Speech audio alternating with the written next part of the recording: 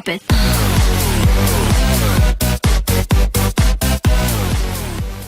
Hola, ¿qué tal? Tengan una bienvenida por parte del grupo Los Víricos.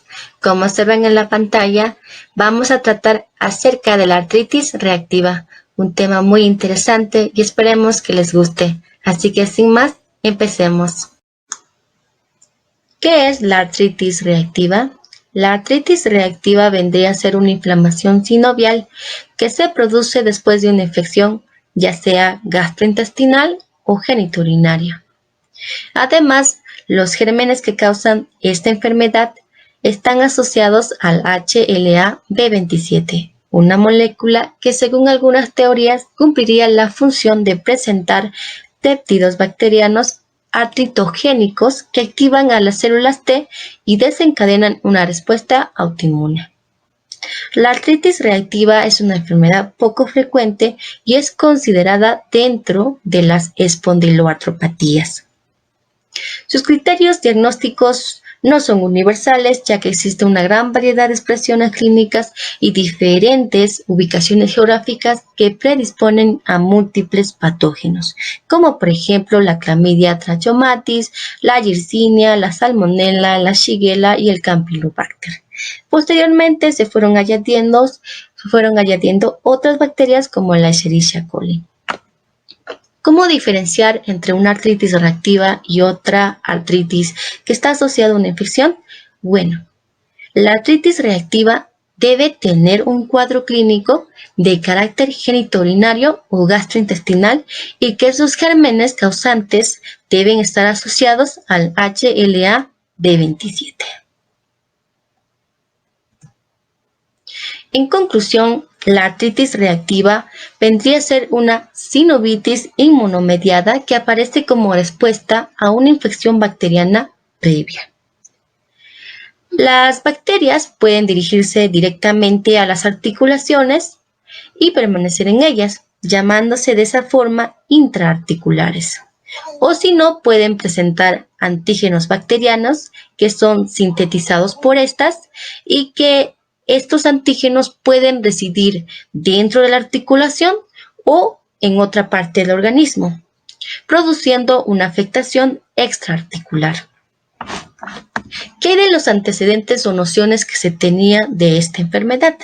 Bueno, para el año de 1969, a esta enfermedad se le definía como una artritis que se producía de forma precoz durante una infección que se daba en cualquier parte del organismo, pero que no se sabía qué patógeno causaba esto. Pasaron los años y ya para 1999 se pudo descubrir algunos patógenos que causaban esta enfermedad. ¿Y qué hay del nombre? Inicialmente, esta enfermedad se llamaba el síndrome de Reiter, pero se cambió en el 2007 debido a que el nombre Reiter pertenecía a un criminal de la Segunda Guerra Mundial. Por lo tanto, lo conocemos ahora como artritis reactiva. Lo que sí hasta ahora se conserva es la triada clásica que fue descrita por un médico alemán y esta sería pues la artritis posinfecciosa, la uretritis y la conjuntivitis.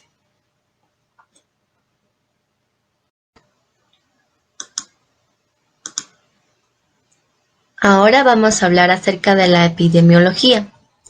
La artritis reactiva puede variar en todo el mundo, ya que se debe a los criterios diferentes que puede haber en el diagnóstico, que por cierto están determinados por la variedad de presentaciones clínicas que se puede dar, por los múltiples patógenos que provocan esta enfermedad, también por antecedentes genéticos y por los diferentes grados de infección que también se puede dar porque algunos son más susceptibles que otros. Un dato también muy importante de la artritis reactiva es que esta se va a manifestar en sí como artritis entre la segunda hasta la cuarta semana después de la infección, pero incluso a veces puede ser hasta 6 meses. La mayoría que tiene artritis reactiva son portadores de HLA-B27. Sin embargo, hay algunos casos donde tiene la enfermedad pero no se le ha detectado esta molécula. Aún se está investigando y esperemos que muy pronto tengamos respuestas de esto. En cuanto a la prevalencia, la artritis reactiva va a depender de su origen. Por ejemplo, si una artritis reactiva es originada o producida por una infección genitourinaria, la prevalencia va a ser más en hombres menores de 40 años. Esto se va a deber a la actividad sexual que lleva. Mientras que la artritis reactiva que se produce por una infección gastrointestinal, la prevalencia va a ser tanto en mujeres como en hombres, mayormente en la etapa adultez. También hay otros datos que nos dice que la artritis reactiva aparece en un 0,8 hasta 4% en pacientes que tienen uretritis o cervicitis no gonocócicas. En caso de que el paciente tenga prostatitis o salpingitis, aún la frecuencia que se puede dar la artritis reactiva en estos casos todavía no se ha determinado. Entonces, ¿cuál es más frecuente? ¿La artritis reactiva producida por una infección genitourinaria o la artritis producida por una infección entérica? Según los datos estadísticos, las infecciones genitourinarias serían la causa más frecuente para que se dé la artritis reactiva, principalmente por la clamidia trachomatis. Actualmente se ha disminuido la frecuencia, es cierto, y probablemente se deba a que se ha dado un mejor control de los desencadenantes infecciosos y se haya dado también una profilaxis efectiva. ¿Se recuerdan que al inicio hablé sobre que la artritis reactiva pertenecía al grupo de las espondiloartropatías? Bueno, en este grupo la artritis reactiva su frecuencia es pequeña, es mínima, con decir que solo el 1,2% de 1.379 pacientes que tienen alguna enfermedad que pertenezca a este grupo es la artritis reactiva. Otro dato que también podemos destacar es que la artritis reactiva, que es de origen disentérico, afecta mayormente a adultos jóvenes que están entre los 20 y 40 años. Entonces, continuando, ahora vamos a hablar acerca de la etiología. Las personas que tienen el HLA-B27 tienen mayor riesgo de desarrollar la artritis reactiva, que va a ser producida por un grupo de bacterias que ahora mismo estamos observando y que la hemos dividido en bacterias entéricas y bacterias genitourinarias. Entre las bacterias entéricas encontramos a la Salmonella typhimurion, a la Salmonella enteritidis, a la Shigella, a la Yersinia, al Campylobacter jejuni y por último al Clostridium difficile. Y entre las bacterias genitourinarias vamos a encontrar a la Chlamydia trachomatis, que como ya dijimos es la principal bacteria que va a producir la artritis reactiva. Pero también tenemos a otras como la Ureaplasma ureaticum, también tenemos al Mycoplasma y por último al Genitalium. Hablaremos ahora de la patogenia. Para explicar mucho mejor esto, hemos decidido escoger a la Chlamydia trachomatis, ya que es la principal causa que produce la artritis reactiva, y sería muy interesante conocer cómo es la patogenia de esta bacteria y cómo desencadena al final en una artritis reactiva.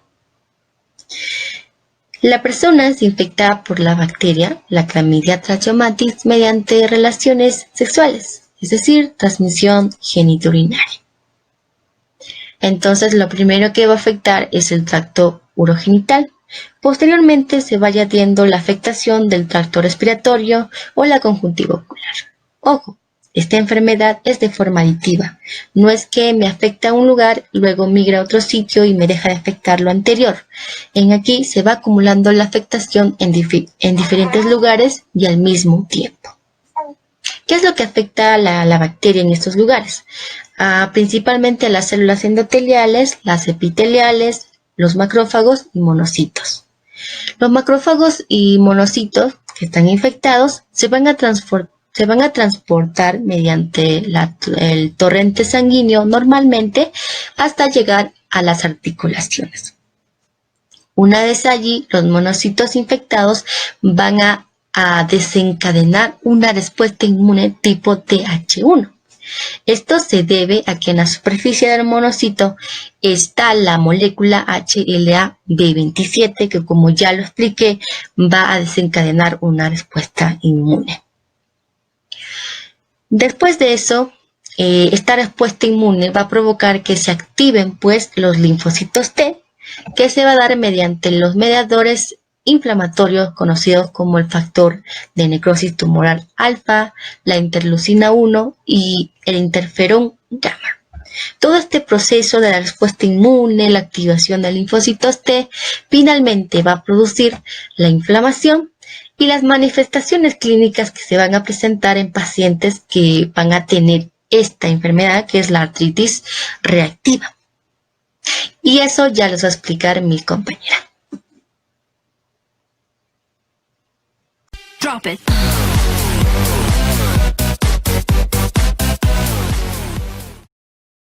La artritis reactiva se manifiesta clínicamente mediante dos fases, una fase aguda y una fase crónica. La fase aguda se caracteriza por presentar clínicamente manifestaciones genitourinarias y digestivas propias a la infección. Comúnmente estas manifestaciones se presentan al inicio de la enfermedad.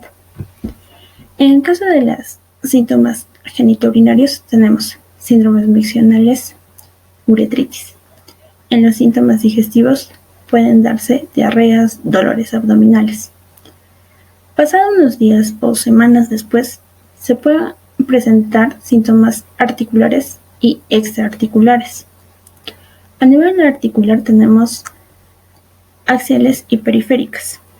A nivel axial se pueden presentar lumbalgias inflamatorias, cervicodorsalgias inflamatorias. A nivel periférico se encuentran oligoartritis en miembros inferiores, mono o poliartritis, que son menos frecuentes, dactilitis, entesitis y afectaciones en el cartílago costoesternal y esternoclavicular. En las manifestaciones extraarticulares podemos tener síntomas a nivel ocular, cutáneo, cardíaco y genital.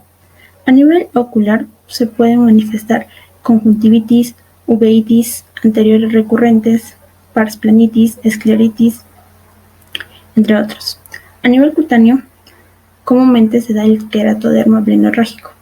También se pueden dar onicolisis, eritemas nodosos y aftas. A nivel cardíaco se pueden encontrar pericarditis, que son poco frecuentes. Y por último, a nivel genital, tenemos la balanitis circinada, disurias, dolores pélvicos, cervicitis, prostatitis y fase crónica. La fase crónica se caracteriza por los siguientes síntomas. Aproximadamente entre un 30 a un 50% de los pacientes va a ser un progreso a una fase crónica. Se dice que la enfermedad se ha cronificado si los síntomas persisten durante más de 6 meses. A su vez, en la fase crónica pueden aparecer de forma tardía entesofitos, sindesmofitos, periostitis y sacroileitis. También pueden desarrollarse patologías valvulares cardíacas, tales como la insuficiencia aórtica. Las manifestaciones clínicas también se pueden clasificar de 3 maneras: clínica infecciosa, clínica musculoesquelética y clínica extraarticular. En la clínica infecciosa se pueden presentar diarreas y o uretritis, ya debido a su agente causal. Estos síntomas se presentan días o semanas previas a la aparición de los síntomas articulares. También se pueden presentar síntomas sistémicos tales como fiebre, pérdida de peso y malestar general.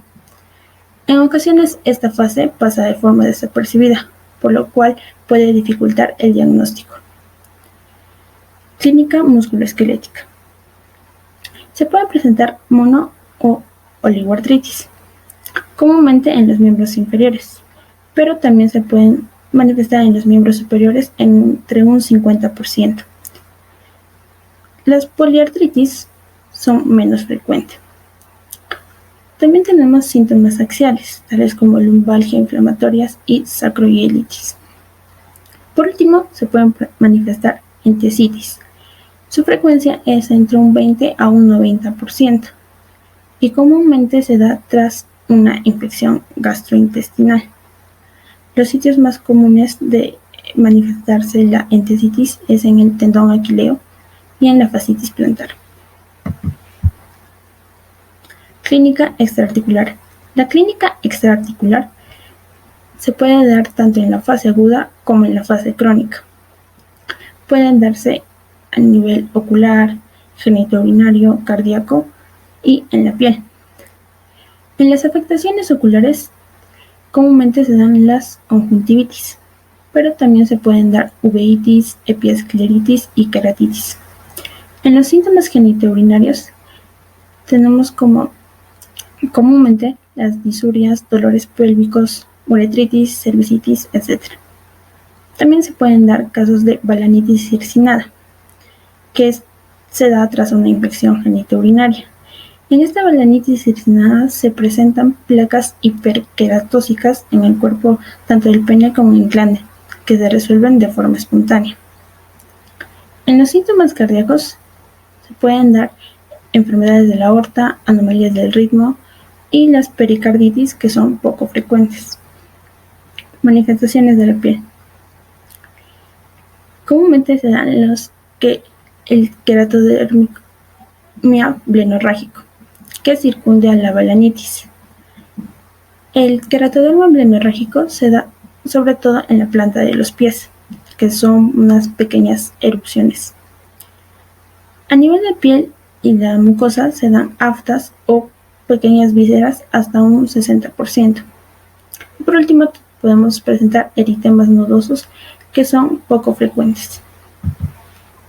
Diagnóstico. El diagnóstico debe hacerse basándose en la clínica, ya que no hay una única prueba diagnóstica ni existen criterios validados para llegar al diagnóstico en la actualidad, por lo cual el diagnóstico se complementa gracias a ciertas pruebas, tales como la determinación de reactantes de la fase aguda, cultivos, serología, pruebas de imagen y procedimientos especiales en el caso de que la artritis reactiva sea causada por clamidia. Determinación de reactantes de fase aguda. En la determinación de reactantes de fase aguda se observa un incremento en la velocidad de sedimentación globular, a su vez un aumento en la proteína C reactiva y en los leucocitos y trombocitos. Cultivos. Coprocultivos asociados a infecciones gastrointestinales. Cultivo de exudados uretrales, cervicales y de orina asociados a infecciones genitourinarias.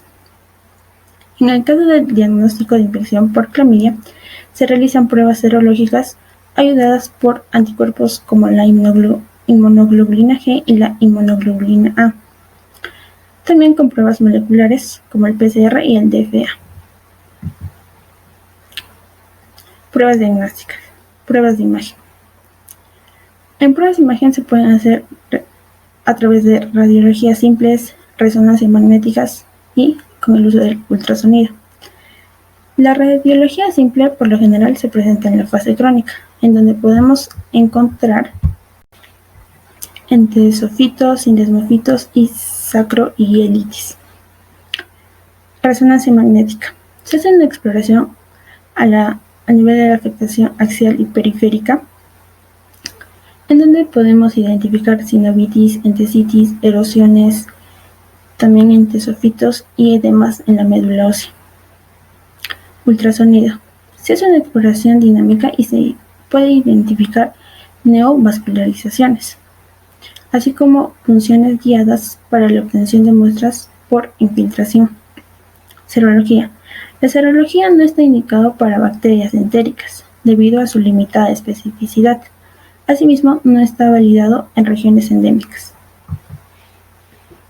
Tratamiento. El tratamiento dependerá del momento de la enfermedad, ya sea en la fase aguda o en la fase crónica. Además, el tratamiento debe abarcar los 3 aspectos clínicos, los cuales son la infección activa, afectación articular, ya sea aguda o crónica, y posibles manifestaciones extraarticulares.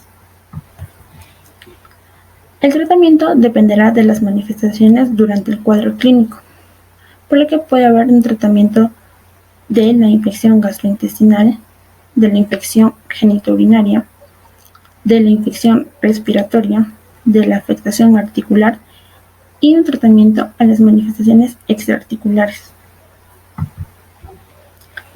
En el caso del tratamiento de la infección gastrointestinal, se hace un tratamiento a base de antibióticos, por lo que se debe tener un especial cuidado en los pacientes pluripatológicos o inmunodeprimidos.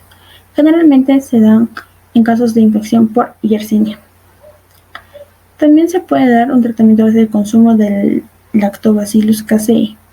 Sin embargo, estos siguen en estudio, asociados a infecciones por salmonela. Tratamiento de la infección genitourinaria, a base de doxiciclina o acitromicina, asociados a infecciones agudas por Clamidia trachomatis. Tratamiento de la infección respiratoria, a base de tetraciclinas y eritromicina, comúnmente asociados a infección respiratoria por Clamidia pneumoniae. Tratamiento de las manifestaciones extraarticulares. En caso de las manifestaciones oculares o síntomas oculares, ya sea conjuntivitis o uveitis anterior, en la uveitis anterior se da un tratamiento a base de corticosteroides tópicos. A nivel cutáneo, tenemos los siguientes. En las aftas orales se da un tratamiento, no se presenta un tratamiento específico. En los queratodermas blenorrágicos se da a base de corticoides o salicílatos tópicos. En la balanitis circinada se da a base de hidrocortisona tópica. Por último, tenemos el tratamiento en el caso de afectaciones articulares, teniendo a los AINES como primera línea de tratamiento, tales como naproxeno o diclofenaco. Estos se limitan solo al alivio sintomático. Sin embargo, en caso de molestias gástricas deben usarse de forma conjunta con inhibidores de la bomba de protones. Otro tratamiento es a base de corticosteroides, ya sea a través de inyecciones intra o periarticulares en el caso de artritis o tenosinovitis. Fármacos modificadores de la enfermedad, o FAME, se dan en casos de los que persisten más de 6 meses, o en los casos en que el tratamiento con los AINES y los corticoides orales no logran controlar la artritis. Ejemplos de eso tenemos la salazopirina y metotrexate. Fármacos biológicos. Se da en caso del fallo con los fármacos modificadores de la enfermedad. Un ejemplo tenemos los fármacos anti el factor de necrosis tumoral alfa. Sin embargo, su eficacia no está demostrada.